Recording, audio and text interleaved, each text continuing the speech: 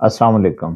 आज बात करेंगे मक्का पैक्ट जो रिसेंटली पाकिस्तान, टर्की और सऊदी अरेबिया के दरमियान हुआ। इस पैक्ट से इजराइल और इंडिया को क्या इश्यूज हैं, वो इस पैक्ट को कैसे देखते हैं और फ्यूचर में इस पैक्ट के उनके ऊपर क्या कंसिक्वेंसेज आ सकते हैं। सबसे पहले इजराइल की बात करें तो इजराइल रीजन के अंदर अपनी हेजेमनी कायम करना चाहता है, खासतौर पे मिडिल ईस्ट के अंदर। ये पैक्ट उसके बढ़ते हुए इन्फ्लुएंस को रोक सकता है।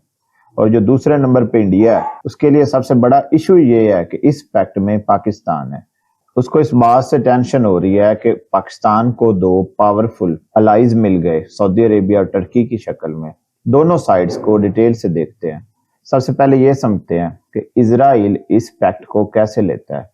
जो मिडल ईस्ट के अंदर स्टेट्स हैं, गल्फ स्टेट्स हैं, उनकी सिक्योरिटी यूएस और इजराइल के पास है, क्योंकि दुबई या कुछ कंट्रीज ने अब्राहम अकॉर्ड को ज्वाइन किया हुआ है। अब इजराइल ने 28 फरवरी को जैसे ही अटैक किया, उससे पूरा रीजन डिस्टेबलाइज हो गया। ईरान ने आगे से रिटेलिएट कर दिया। यूएई, कतर, सऊदी अरेबिया, इन कंट्रीज के ऊपर अटैक किया जहां पे यूएस की बेसिस थी। तो पूरा रीजन इस कन्फ्लिक्ट की लपेट में आ गया। तो इसी वजह से सऊदी अरेबिया ने अपनी सिक्योरिटी, जो पहले यूएस और इजराइल के ऊपर बेस कर रही थी, उस पर डिपेंड कर रही थी, उसने अपने नए रीजनल अलाई ढूंढना शुरू कर दिए। तो पहला कंसर्न मेन इजराइल के लिए ये बनेगा कि अगर टर्की की मिलिट्री कैपेबिलिटी मिल जाए और पाकिस्तान की न्यूक्लियर आर्सेनल को एक स्ट्रेटजिक फ्रेमवर्क में कंबाइन कर दिया जाए, तो सऊदी अरेबिया, टर्की और पाकिस्तान की एक ऐसी डेटरेंस रीजन के अंदर कायम हो जाएगी, एक ऐसा इन्फ्लुएंस कायम हो जाएगा जो कि इससे पहले इजराइल के अगेंस्ट इस रीजन में किसी कंट्री के पास नहीं था। दूसरे नंबर पे इजराइल को इस रीजन के अंदर टर्की से बहुत ज्यादा कंसर्न थे। फरवरी 2026 में जो फॉर्मर प्राइम मिनिस्टर हैं इजराइल के, नफ्ताली बेनेट, उन्होंने टर्की को न्यू ईरान कहा था। उसने ये भी कहा था कि ईरान एक सुन्नी एक्सिस बना रहा है under the umbrella of nuclear Pakistan. तो रीजन के अंदर पाकिस्तान और सऊदी अरेबिया अगर टर्की की साइड पे हो जाएंगे तो उसकी डेटरेंस कैपेबिलिटी ये इंक्रीज हो जाएंगी इजराइल से। तो ये सेकंड कंसर्न मेन होगा। इजराइल के लिए और स्ट्रेटजिक कंसिक्वेंसेस क्या हो सकते हैं। इजराइल अब्राहम अकॉर्ड के जरिए रीजन के अंदर नॉर्मलाइजेशन ड्राइव पर था।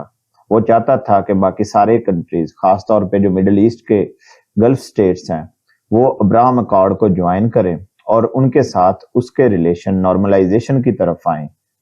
और रीजन के अंदर इजराइल सऊदी अरेबिया को अपना एक अलाई मानता था, अपना एक पार्टनर मानता था।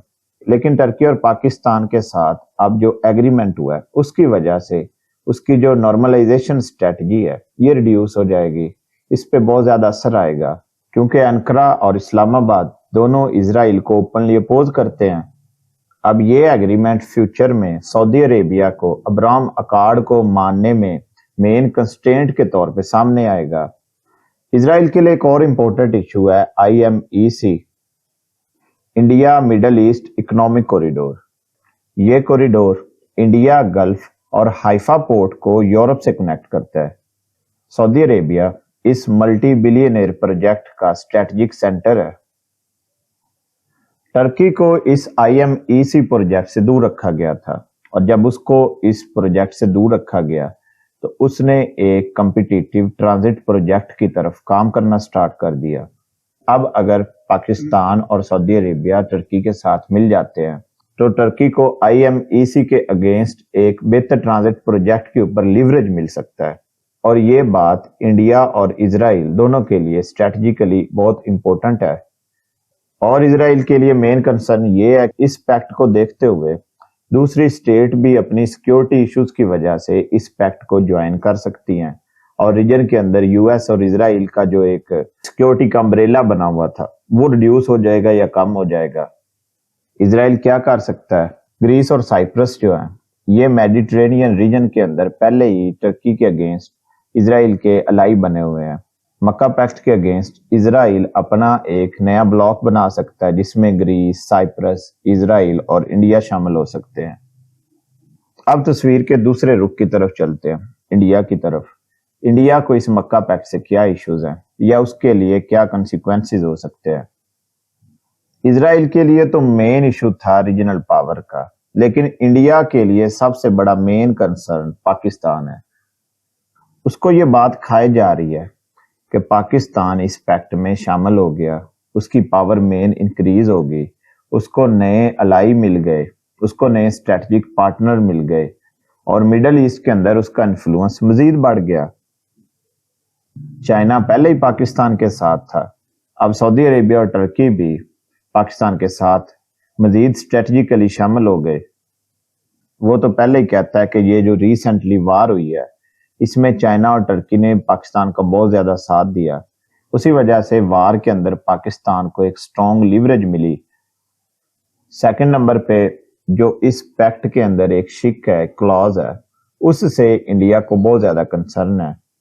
क्लॉज ये है कि अगर एक मुल्क के ऊपर हमला होगा तो उसे दूसरे मुल्क के ऊपर हमला तस्वर किया जाएगा। अब इंडिया को कंसर्न ये है कि अगर फ्यूचर के अंदर इंडिया पाकिस्तान के ऊपर अटैक करता है तो क्या इस पैक्ट के मुताबिक टर्की और सऊदी अरेबिया वो भी काउंटर अटैक करेंगे इंडिया के ऊपर, या वो भी इंडिया के खिलाफ वार में ओपनली पाकिस्तान का साथ देंगे।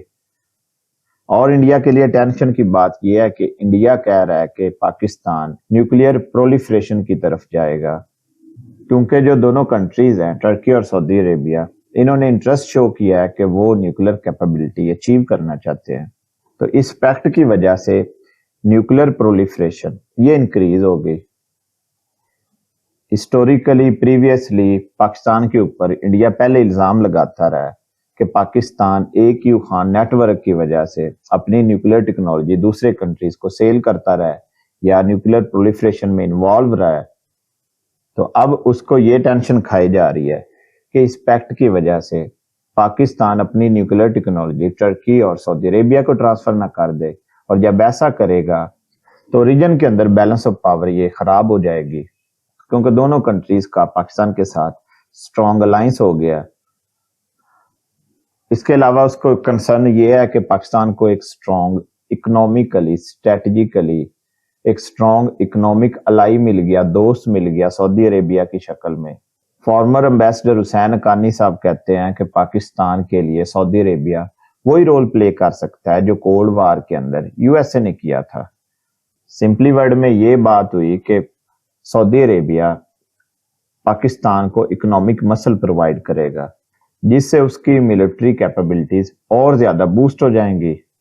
पाकिस्तान फाइनेंशियली तौर पर वीक है, इसलिए डिफेंस बजट में इंडिया को कम्पीट नहीं कर सकता। अब इंडिया के लिए कंसर्न ये बन गया कि अगर सऊदी मनी उसका इन्फ्लुएंस पाकिस्तान में ज्यादा रहा तो पाकिस्तान अपनी डिफेंस कैपेबिलिटीज को बूस्ट करेगा, बहुत ज्यादा इन्वेस्ट करेगा और रीजन के अंदर उसकी मिलिट्री कैपेबिलिटीज और ज्यादा स्ट्रांग हो जाएंगी। अब देखते हैं कि इस पैक्ट के बाद दोनों कंट्रीज क्या कर सकते हैं फ्यूचर में। एक तो ये मुआहिदा कर सकते हैं, इस पैक्ट के अगेंस्ट एक स्ट्रॉन्ग ब्लॉक बना सकते हैं, क्योंकि पैक्ट होते ही नरेंद्र मोदी ने बेंजामिन नेतन्याहू को कॉल की, जिससे ये इंडिकेशन मिलती है कि दोनों कंट्रीज कितने ज्यादा कंसर्न है इस पैक्ट को लेकर। जो इजराइल के लिए मेन इश्यूज हैं वो ये हैं कि तीनों कंट्रीज एक स्ट्रॉन्ग स्ट्रेटजिक पार्टनरशिप में आ गए, जिससे उसका रीजनल इन्फ्लुएंस या रीजनल पावर ये खत्म हो सकती है या कम हो सकती है। और इंडिया के लिए मेन कंसर्न मेन इशू इस पैक्ट में यही है कि इसमें पाकिस्तान शामिल है।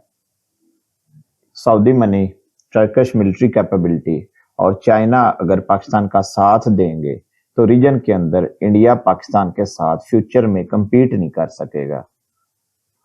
और ये कि इस ब्लॉक के against Cyprus, Greece, Israel, India ये भी एक ब्लॉक बना सकते हैं।